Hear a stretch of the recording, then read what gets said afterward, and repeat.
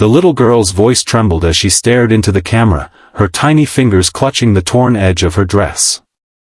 "Nobody wanted my mom with 9 kids," she whispered, a mixture of hurt and hope in her eyes. "But the rancher, he said he wants all of us." That single line is what pulls viewers in, because by the end of this story, they'll understand exactly why her words can break a heart and heal it at the same time. If you're watching, make sure to like this video and subscribe, because stories like this, stories of hope rising from dust, deserve a place in everyone's heart. It all began on a wind-bitten December evening. A battered pickup truck rattled down a gravel road, its headlights dim from age, its bed stacked with nothing but old blankets and children, 9 of them, huddled together against the cold. Their mother, Maria, drove with both hands trembling on the wheel. She didn't know where she was going anymore. All she knew was that they couldn't go back. Not to the landlord who'd kicked them out.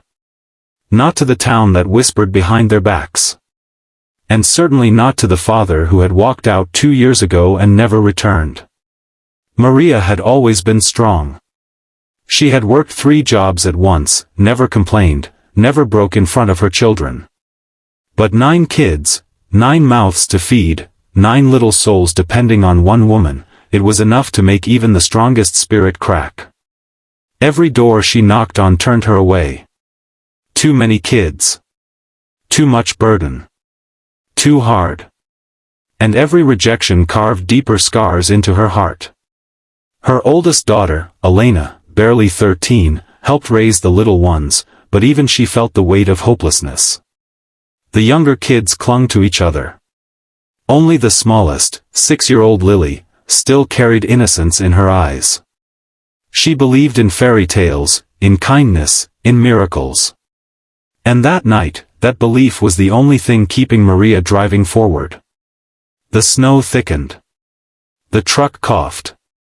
And just when Maria feared they'd freeze right there on the road, a wooden sign emerged through the white haze, Hawthorne Ranch, 2 miles. She had heard the name before. Everyone in the county had. It was owned by a man who lived alone. A rancher who kept to himself, whose land stretched farther than the eye could see. People said he'd lost his wife years back, and after that, he closed off his heart. Maria didn't intend to stop there. She just needed somewhere to park for the night, somewhere the wind couldn't claw at them. But as they reached the entrance, the truck sputtered one final time, and died. She held her head in her hands. For the first time in years, tears escaped her eyes. Then the front porch light of the ranch house flicked on. A tall figure stepped into the snow. He moved with the quiet strength of someone used to working with nature instead of against it. The rancher, Caleb Hawthorne, was a man in his late 30s, rugged, tired, but with a kind of steadiness that felt like shelter itself. He approached slowly, taking in the sight of the beat-up truck, the shivering children, and Maria, broken but trying to stand tall. "You folks stranded?" he asked gently. Maria swallowed hard. I'm sorry. We didn't mean to intrude." The truck just stopped. Caleb studied them for a long moment. Then, without hesitation, he said, "Kids shouldn't be out in this cold. Bring them inside." Maria tried to protest. Pride and shame tangled in her throat.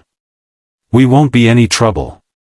We just need—" "Ma'am," he interrupted softly. "This isn't charity. It's human decency. Come on."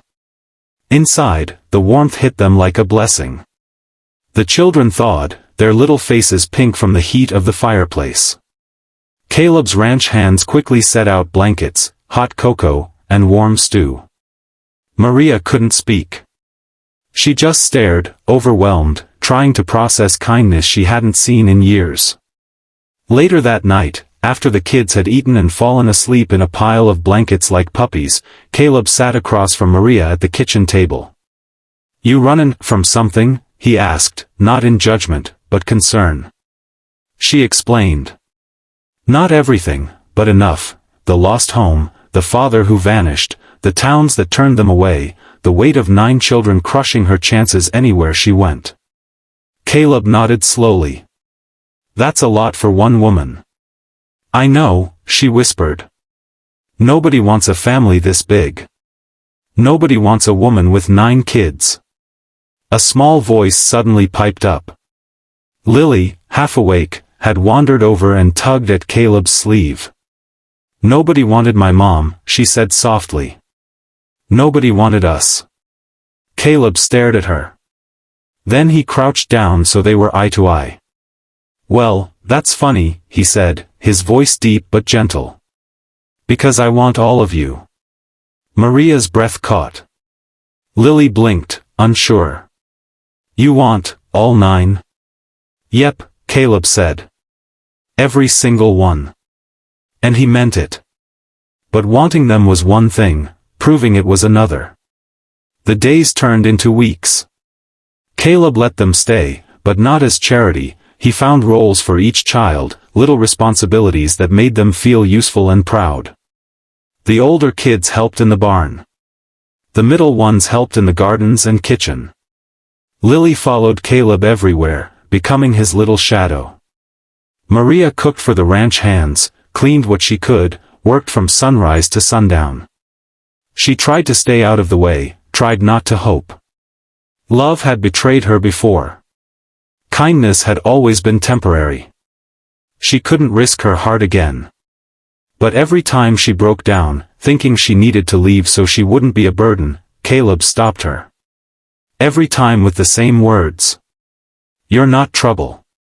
You're family. And slowly, she began to believe it. Still, not everything was simple. Some neighbors whispered. Some thought Maria was taking advantage. Others warned Caleb not to tie himself to a woman with so much baggage. But Caleb didn't flinch. If caring for a family is baggage, he told them, then load me up. The turning point came one spring morning. Lily had climbed too high on a fence and slipped. She wasn't badly hurt, but the scare shook everyone. Caleb raced to her faster than anyone had seen him move. He held her like she was his own flesh and blood. As he carried her back to the house, Lily whispered through tears, "Are you really gonna keep us?" Caleb's voice cracked. "I'm never letting any of you go." Maria overheard. She stood frozen, hand against the doorframe, tears sliding down her cheeks. Not from fear this time, this was relief. Healing. Peace. That night, as the orange twilight spread across the ranch, Caleb found her sitting on the porch, watching her children play like they finally had somewhere to belong. "You know," he said softly, "a ranch this big wasn't meant for one man. It was meant for a family." She looked at him, really looked at him. "Are you sure you want mine?" He took her hand, with a steadiness she had never known, and said, "I don't just want your family. I want you." The children cheered from the yard as if they already knew, already approved, already loved him. And from that day on, the Hawthorne Ranch wasn't a lonely place anymore. It became a sanctuary, a home where laughter echoed through the halls, where no one was unwanted, where love multiplied instead of being divided. By the end of the story, when Lily sat in front of the camera and said, "Nobody wanted my mom with 9 kids, but the rancher wanted all of us," her smile wasn't broken anymore. It was full. Bright. Safe. A reminder to everyone watching that family isn't just who you're born to, sometimes, it's who chooses you. And if you're still here, touched by their journey, make sure to like this video and subscribe. There are more stories of hope waiting, stories that remind us that even in the darkest winters, love can still find its way home.